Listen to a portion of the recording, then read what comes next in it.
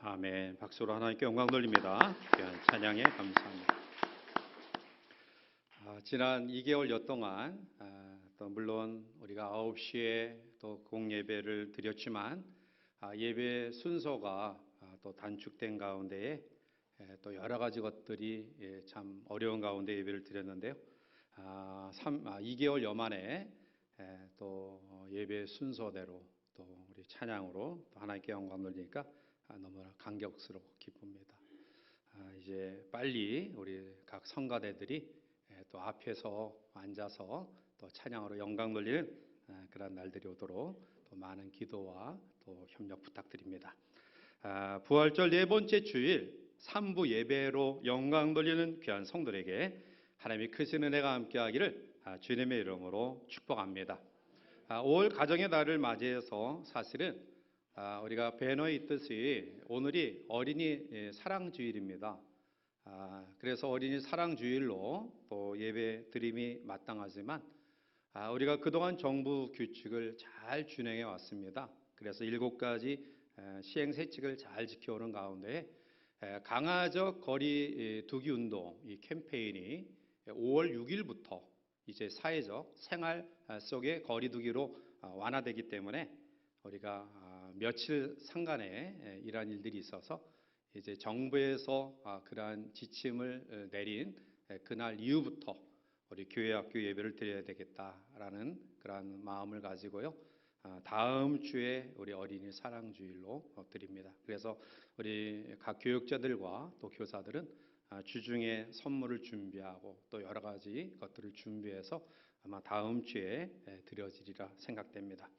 아무튼 간에 5월 가정의 날을 맞이해서 살아가는 귀한 성도들의 가정마다 하나님의 임재하심과 축복하심을 경험하는 복된 가정으로 회복되어지고 세워지기를 주님의 이름으로 간절히 축원해 드립니다. 이 세상의 많은 공동체와 기관 가운데서 가장 아름답고 소중한 공동체를 들러간다면 아마 이구동성으로 가정이다 라고 이야기할 것입니다.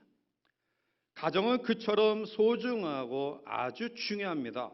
왜냐하면 우리 모든 인류는 가정에서 태어나고 가정에서 성장하고 그리고 마지막 삶을 가정에서 마치기 때문입니다. 가정은 모든 사람들의 마음의 고향이기도 합니다.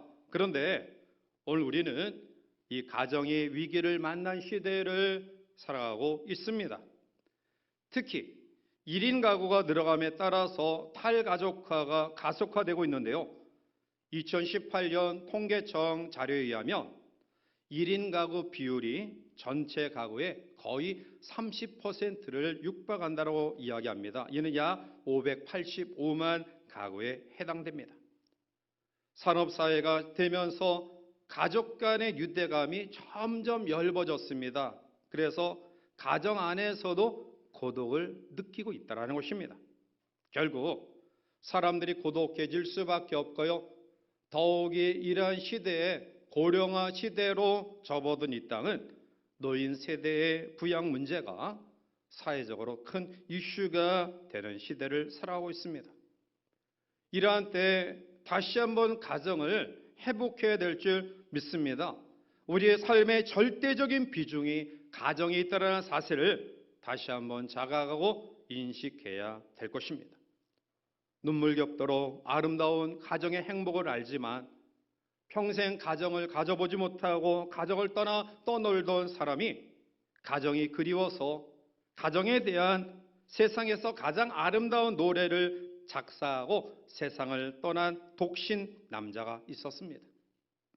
배우며 극작가였던 그는 고향인 미국 뉴욕을 떠나서 영국을 주 무대로 유럽에서 약 20여 년 동안 살다가 아프리카 알제리에서 마지막 세상을 떠납니다. 그가 세상을 떠나자 미국 정부는 그의 유해를 미국으로 가져오도록 했습니다. 그리고 그의 유해가 뉴욕에 도착한 순간 뉴욕시 생긴 일에 최대 인파가 모였고요.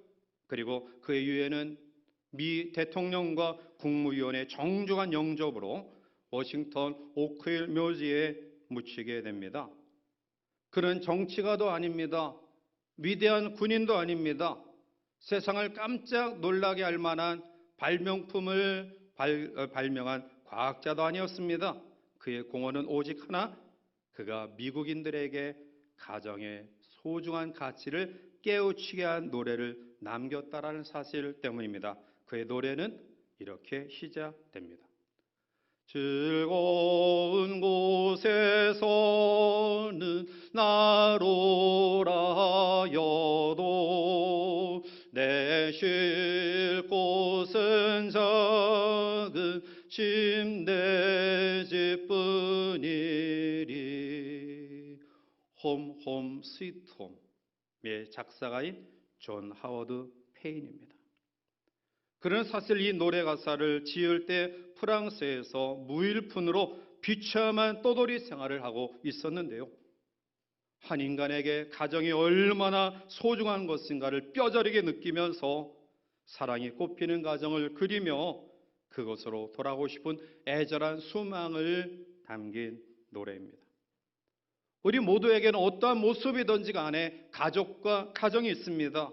그리고 가족과 가정이 소중함에도 불구하고 오늘 우리는 그 가정이 얼마나 우리에게 많은 행복을 가져다 주는지를 잊고 살아오고 있지는 아니한 줄. 코로나19 재난은 우리의 평상적인 생활을 완전히 중단시켰습니다. 거리두기 속에 또 사회적인 그런 분리, 그리고 경제적인 어려움, 또한 외출에 대한 두려움 때문에 가정 안에 머물다 보니까 가정끼리 소중하고 또 귀중한 시간을 가진 반면에 서로 많은 시간을 함께 하다 보니까 다툼과 분열을 통해서 또 가정이 깨어지는 그런 일들을 우리는 또 뉴스를 통해서 듣게 됩니다. 따라서 올 가정의 달을 맞이해서 오늘 말씀 속에 복된 가정은 누가 세웠고, 그리고 복된 가정, 성경이 이야기하는 행복한 가정을 이루기 위해서 우리가 어떻게 살아가야 될 것인가를 말씀 속에 깨닫고 결단하는 은혜의 시간이 되기를 주님의 이름으로 간절히 축원해 드립니다. 제일 먼저 가정에 대해서 생각해야 될 부분은 가정은 하나님이 세우셨다라는 사실입니다. 인류학자들은 가정의 기원에 대하여 성경과 다른 견해를 제시합니다. 그들은 원시 사회에서는 오늘과 같이 남편과 아내, 자녀들로 이루어진 형태의 가정이 존재하지 않았고 다만 모계 중심의 혈연 집단만이 존재했는데 그에 점점 부계 중심의 사회로 변천되었고 드디어 오늘과 같은 가정이 생겨났다라고 이야기합니다. 그러나 이러한 주장은 성경과 상반된 내용입니다. 성경은 가정의 창시자가 하나님이시며 가정은 처음부터 일부 일처제로 출발했다라고 증언하고 있습니다. 오늘 본문 27절과 28절에 보면 하나님이 자기 형상 곧 하나님의 형상대로 사람을 창조하시되 남자와 여자를 창조하시고 하나님이 그들에게 복을 주시며 하나님이 그들에게 이르시되 생육하고 번성하여 땅에 충만하라 땅을 정복하라 바다의 물고기와 하늘의 새와 땅에 움직이는 모든 생물을 다스리라 하시니라 말씀합니다. 하나님은 가정을 창조하셨고요. 그 속에서 하나님을 찬양하며 경배하도록 만드신 것입니다. 창세기 2장 22절 위에 보면 여호와 하나님 아담에게서 취하신 그 갈빗대로 여자를 만드시고 그를 아담에게로 이끌어오시니 아담이 이르되 이는 내 뼈 중에 뼈요 살 중에 살이라 이것을 남자에게서 취하였은즉 여자라 칭하리라 아니라 이러므로 남자가 부모를 떠나 그의 아내와 합하여 둘이 한 몸을 이룰지로다. 아멘. 가정은 하나님이 만드셨고요. 특별한 뜻과 배려 속에 세우신 공동체임을 믿으시기 바랍니다.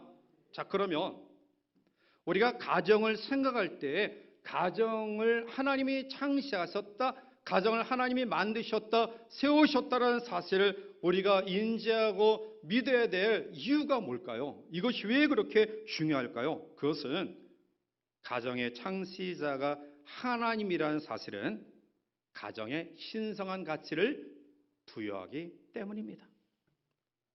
우리가 이 사실을 알 때 건강한 가정을 유지해 나갈 수 있습니다. 가정의 신성함을 이해할 때, 하나님이 가정을 세우셨다라는 사실을 이해할 때 우리는 너무나 쉽게 가정을 파괴시키는 어리석음을 범하지 않는다라는 것입니다. 또한 하나님이 가정을 만드셨다, 세우셨다라는 사실은 가정의 주인이 하나님이심을 알게 하는 것입니다. 오늘 가부장적인 전근대적인 사고를 가진 가정은 여전히 남자가 가정의 주도권을 가져야 된다, 주인 노릇을 하려고 해요. 거기에 반해 아니 지금 여성 상위 시대인데 무슨 정근대적인 무식한 소리 하고 있느냐, 여성이 주도해야 된다. 그리고 요즘 이 사회가 경험하는 가정의 주인은 부모도 아니고 남편도 아니고 아내도 아니고 애들이에요. 애들이 우상화되고 있어요. 그래서 아이들의 모든 것에 초점이 맞추어져서 자녀들의 뜻대로 가정이 이루어져 가고 있어요. 이것은 성경적인 것에 어긋나는 것입니다. 가정을 하나님이 세우셨다는 것은 가정의 주인은 남자도 아니고 여자도 아니고 남편도 아니고 아내도 아니고 자식도 아니고 가정의 주인은 하나님이시다.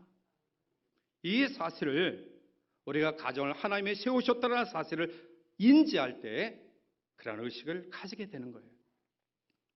또한 가정을 하나님이 세우셨다, 만드셨다는 사실을 왜 우리가 알아야 되느냐, 왜 그것을 우리가 확신하고 나가야 되느냐, 그것은 가정이 추구해야 될 목적을 바로 알 수 있기 때문에 그런 거예요.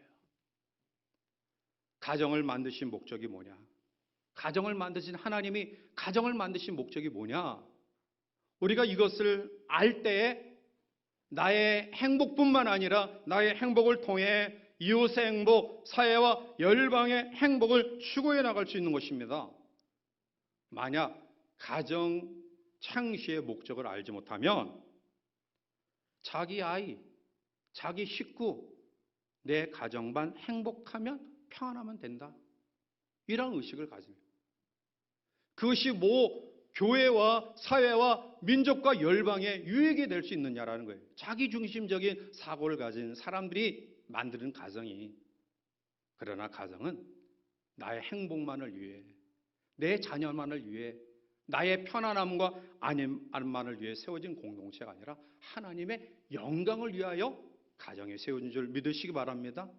그래서 그런 의식을 가질 때 가정이 얼마나 소중하며 가정을 어떠한 것의 중심으로 어떻게 세워갈 것인가를 우리가 알게 되는 거예요. 그것이 가정을 회복하는 비결임을 다시 한번 기억하시기를 바랍니다. 그런데 이러한 가정의 창시의 목적과 그리고 그 모든 본질을 마귀가 유혹하고 흔들고 있어요. 사탄은 행복의 동산, 축복의 동산, 하나님의 영광을 받으시는 이 가정 동산을 파괴시킵니다. 오늘도 가정 속에 사탄은 서로 불신을 심게 합니다.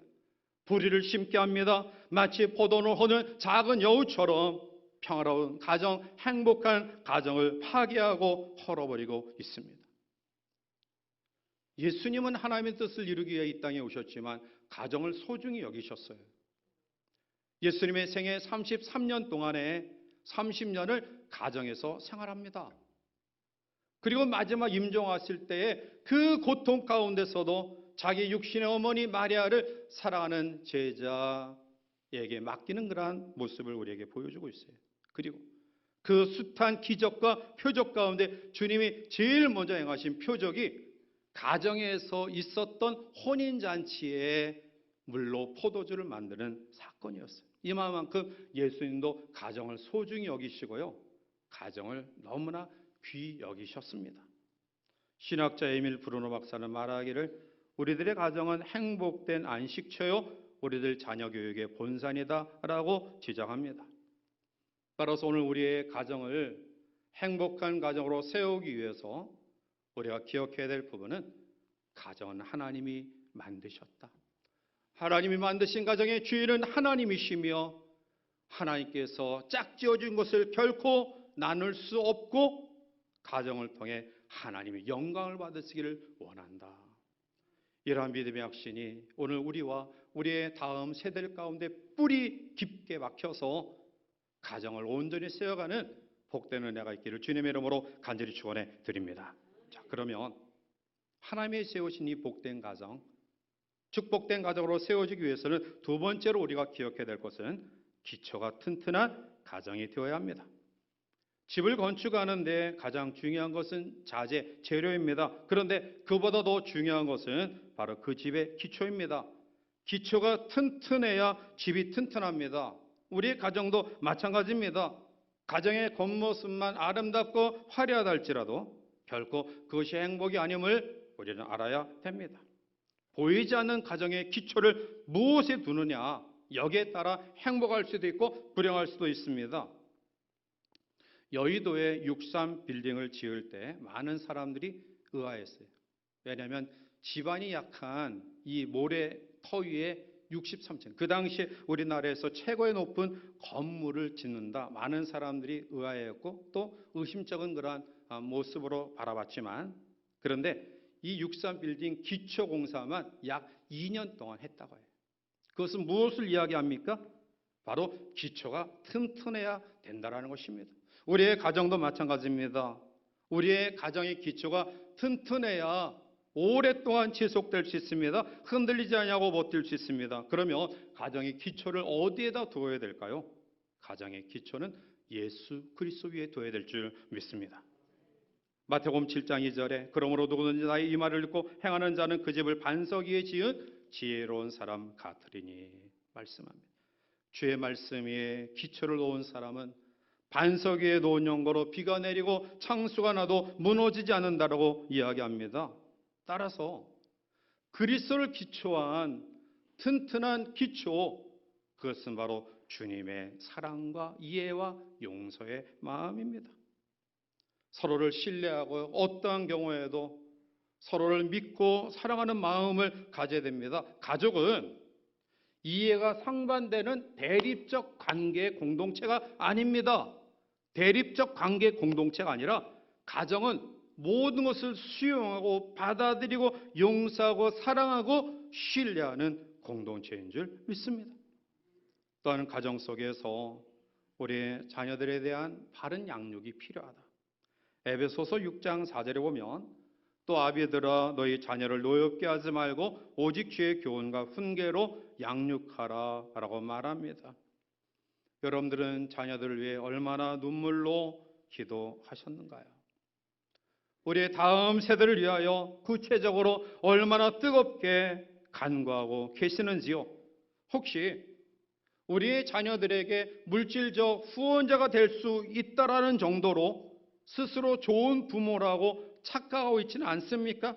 아니면 경제적으로 내가 다른 가정보다 넉넉하게 우리의 자녀들에게 제공하지 못했기 때문에 나는 좋은 부모가 아니야 라고 자학하고 있지는 않습니까? 그런데 여러분, 좋은 부모는 물질이 아니라 기도로 되는 겁니다.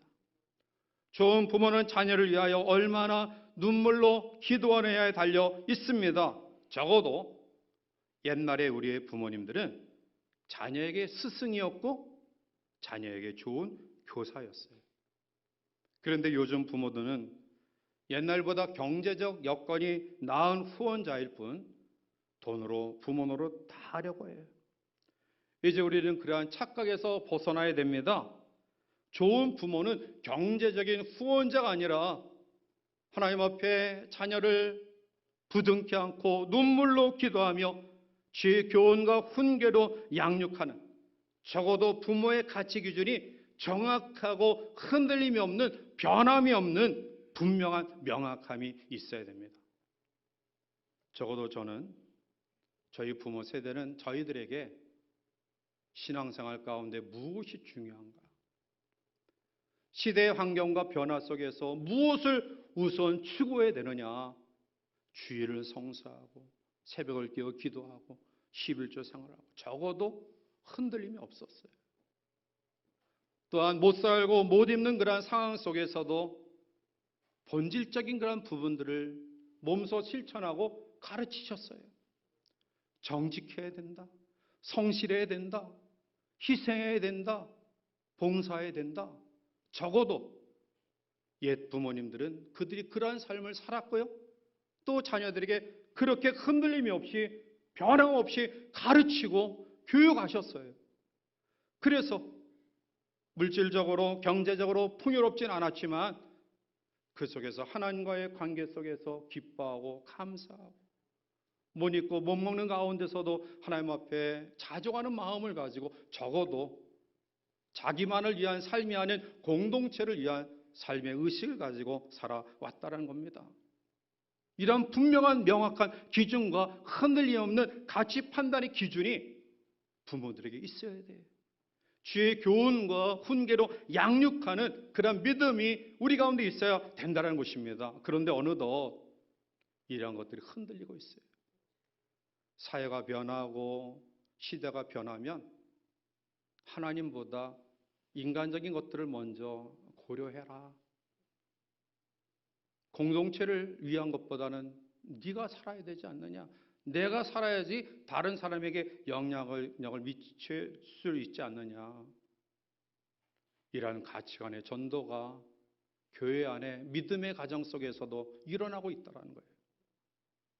적어도 흔들림이 없는 성경이 이야기하는 복된 가정은 바로 그리스도의 마음, 말씀 속에 사랑하며 이해하며 용서하며 신뢰하며 흔들림이 없는 명확한 가치 기준 속에 교훈과 훈계의 모습들이 우리 가운데 있어야 될 줄 믿습니다.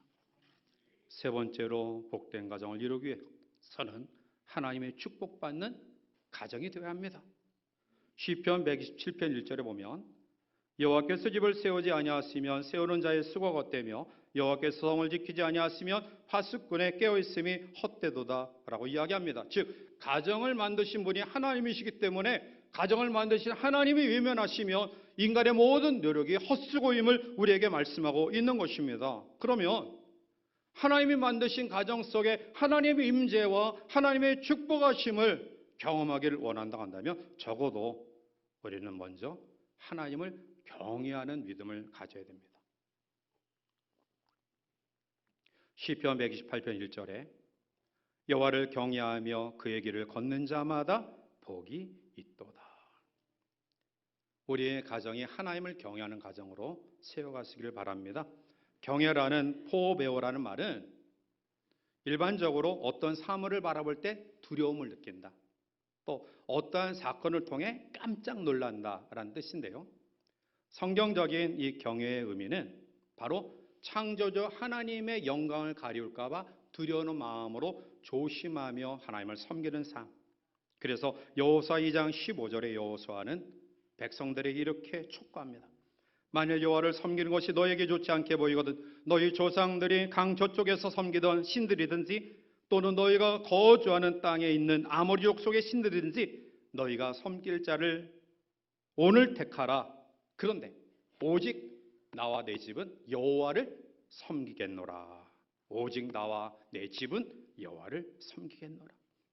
믿음의 조상 아브라함을 향해 하나님은 창세기 12장 1절에 여호와께서 아브라함에게 이르시되 너는 너의 본토 고향과 친척과 아버지의 집을 떠나 내가 내게 보여줄 땅으로 가라 말합니다.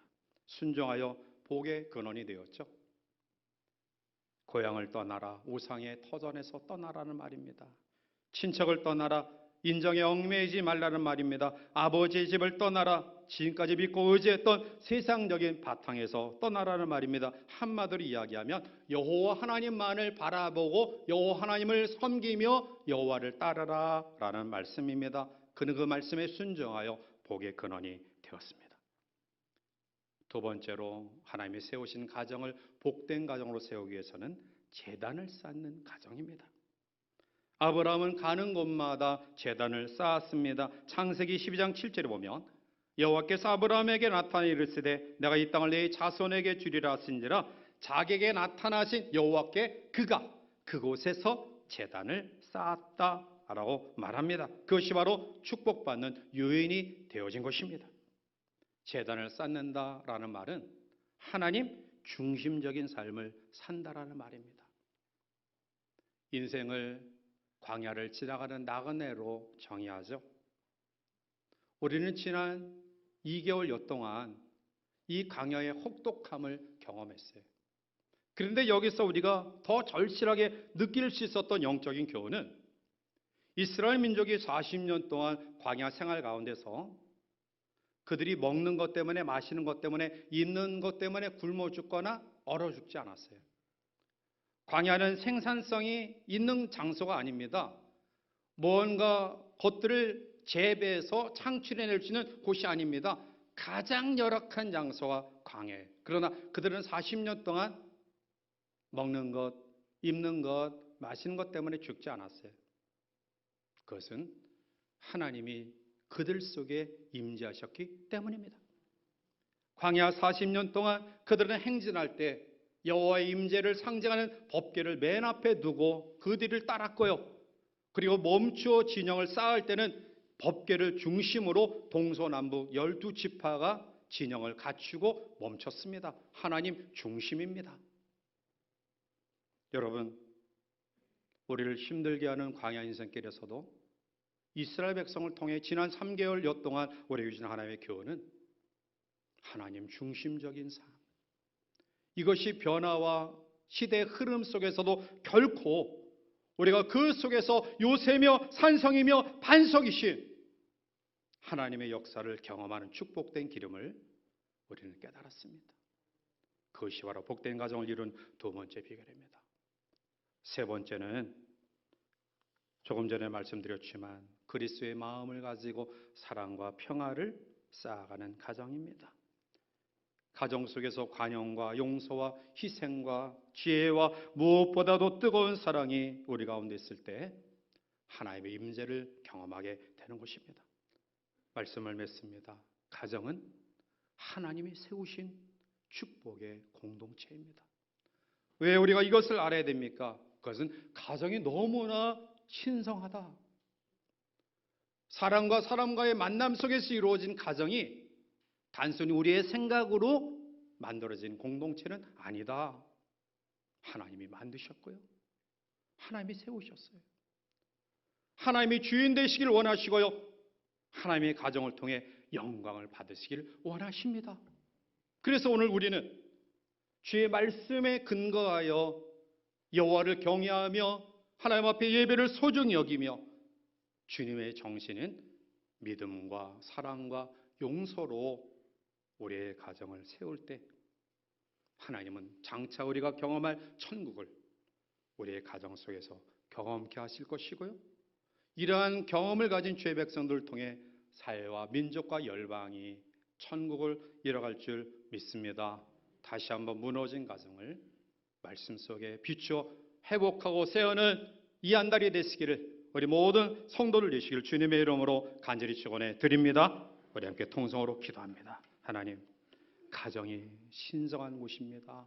하나님이 세우신 것입니다. 하나님의 영광 받으시기를 원합니다. 주의 말씀대로 거하는 가정 되기를 원합니다. 이제 가정을 이루고자 하는 우리의 다음 세대들이 이러한 근거로 저들의 가정을 세워가 사회와 열방을 변화시키는 놀라운 은혜가 있기를 원합니다. 특별히 여러 가지 사정 때문에 예배에 참석하지 못한 우리 환우들과 특히 어르신들을 위해서 기도 부탁드립니다. 함께 기도합니다.